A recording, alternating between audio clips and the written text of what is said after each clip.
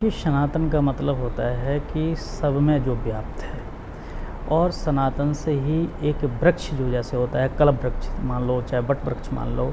उस बट वृक्ष में से जैसे डाली निकल गए पत्ते निकल गए उसी प्रकार से और जो पंथ हैं संप्रदाय हैं इसी सनातन से सब निकले हुए हैं।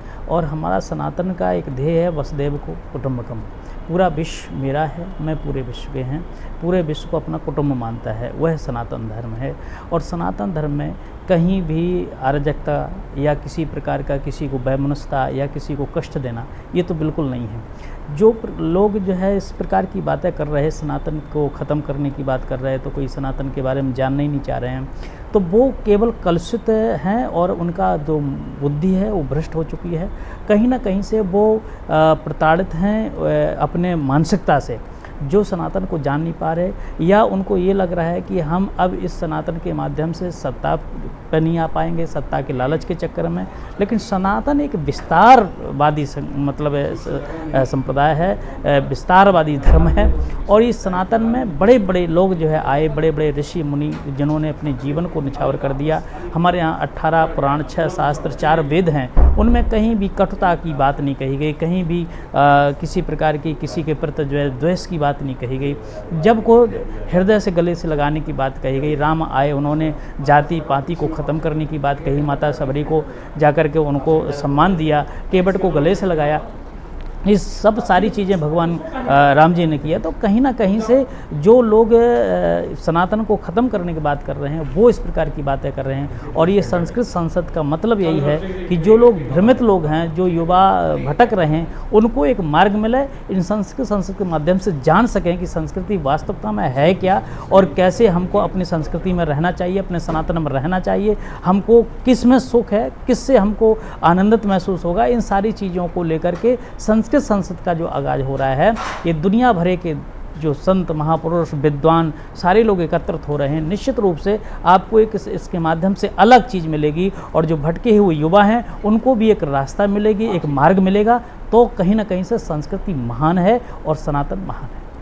महाराज जी, दूसरा सवाल है कि जो आज की युवा पीढ़ी है वो कहीं ना कहीं भ्रमित है, भटकी हुई है, तो उनको सनातन के मार्ग पर कैसे लौटाया जा सकता है?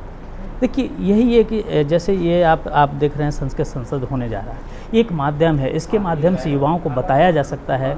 और जो मंच हैं, क्योंकि घर घर तो जाना आज के समय पर बहुत मुश्किल हो रहा है, लेकिन मंचों के माध्यम से, कथाओं के माध्यम से, संस्कृत संसद के माध्यम से, सम्मेलनों के माध्यम से युवाओं को बताया जाएगा। और मुझे लगता है कि जिस प्रकार से अभी तक सरकारों ने अपेक्षाएं की हैं, जब सनातन के बारे में कोई चर्चा करता था तो उसको दबाने की बात करते थे, लेकिन अब सरकार है सनातन के साथ भी खड़ी हुई है।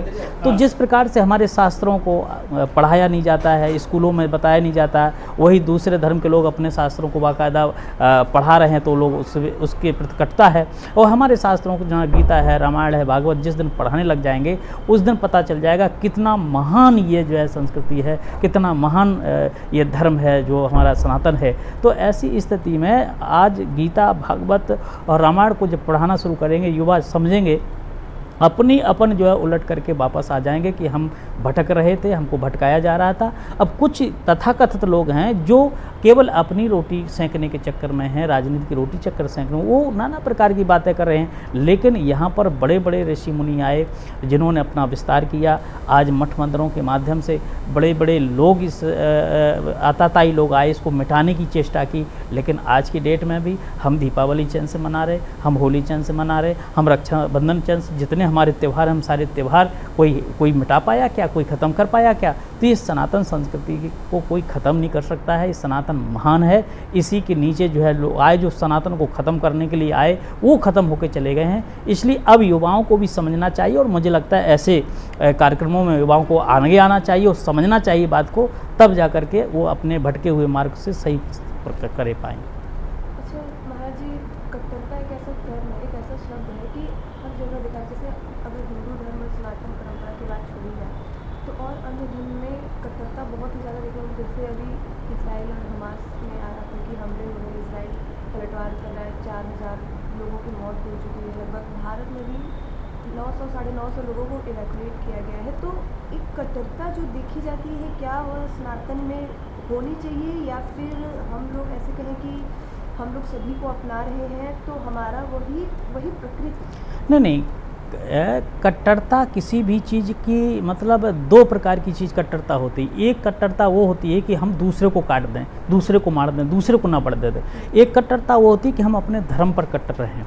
तो मुझे लगता है कट्टरता को दूसरे ढंग से ना लिया जाए अगर, तब तो ठीक है कट्टरता, लेकिन अगर दूसरे को नष्ट करने के लिए कट्टरता है तो वो ऐसी कट्टरता की आवश्यकता नहीं है। मुझे लगता है अपने धर्म पर व्यक्ति को चेतना चाहिए। और रही बात जिस प्रकार से लोग जो है आज जो युद्ध हो रहे हैं, जो मारे जा रहे हैं, मुझे लगता है कि आत्मरक्षा करने के लिए सब स्वतंत्र है। कोई व्यक्ति अगर हमारे घर में वार करेगा तो क्या मैं बैठ के देखता रहूँगा? मेरे ऊपर कोई अस्त्र शस्त्र चलाएगा तो मैं उसका उत्तर नहीं दूंगा? हमारे यहाँ तो रामचरितमानस में कहा हनुमान जी ने कि जिन मोहे मारा तिन में मारे और त्यों पे बांधो तैन तुम्हारे। मुझे जिसने मारा मैंने उसको मारा। सबके देह परम प्रिय स्वामी, शरीर सबको प्रिय है, अपनी जान सबको प्रिय है। तो आत्मरक्षा करने के लिए हर व्यक्ति को अधिकार है। तो उसके लिए सनातन को भी समझना चाहिए कि अगर तुम्हारे घर में कोई वार कर रहा, तुम्हारी बहन बेटियों पर वार कर रहा, तुम्हारी भारत माता को वार कर रहा, तो निश्चित रूप से उसका प्रत्युत्तर करना चाहिए, उसका प्रतिकार करना चाहिए, उसका जवाब देना चाहिए, खड़े होकर देखना नहीं चाहिए। वेदांत हमारा, स्वाभिमान श्रेष्ठता हमारी सीता है, हर रोज हमारी रामायण, हर सांस हमारी गीता है। लेकिन जब तक होती है शांति हृदय में, तब तक हम होते केवल भारत, लेकिन प्रलय युद्ध छिड़ जाता है तो हो जाते हम ही महाभारत। तो मुझे कायर नहीं बनना है, लेकिन मैं किसी के ऊपर आशय के ऊपर वार भी करना गलत है। लेकिन जिस प्रकार से लोगों के अंदर जो और संप्रदाय के लोग हैं, जो पंथ हैं, दूसरे धर्म को मानने वाले जो कट्टरता बोल रहे हैं, मुझे लगता है ये अपनी अपन ख़त्म हो जाएंगे, आपस में लड़के ख़त्म हो जाएंगे। और इसी प्रकार की चीज़ों को सामने रखते हैं क्योंकि दुनिया जान चुकी है कि किस प्रकार की इनकी मानसिकता है, क्या किस प्रकार का आतंकवाद पूरे विश्व में फैलाना चाहते हैं। और मुझे लगता है ऐसे लोगों पर सबको मिल कर के जवाब देना चाहिए।